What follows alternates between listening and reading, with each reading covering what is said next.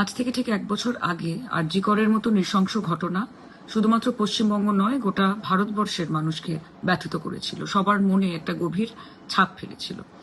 আমাদের দল, আমাদের নেতা নেত্রী, আমাদের সরকার, আমাদের মাননীয় মুখ্যমন্ত্রী নির্যাতিতা বোনের পরিবারের প্রতি আজও সবার সমবেদনা অটুট। আগামী দিন যাতে পশ্চিমবঙ্গ বা ভারতের কোনো মা বোনের প্রতি এরকম জঘন্য অপরাধ না হয়, তার জন্য পশ্চিমবঙ্গ বিধানসভাতে সর্বসম্মতভাবে অপরাজিতা অ্যান্টি রেপ বিল পাশ করা হয়।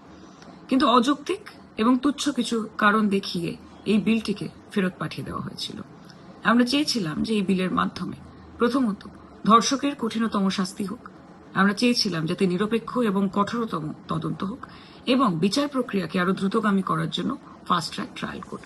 কিন্তু এই বিলটি ফেরত পাঠিয়ে দিয়ে বিজেপি এই বিষয়টি বুঝিয়ে দিয়েছে যে বেটি বাঁচাও বেটি পড়াও তাদের কাছে শুধুমাত্র লরি এবং ট্রাকের পেছনে লেখার জন্য স্লোগান মাত্র। নরেন্দ্র মোদী বা তার দেওয়া এই ছোট ছোট চৌকিদাররা আদতে বিচার চায় না, তারা নাটক চায়।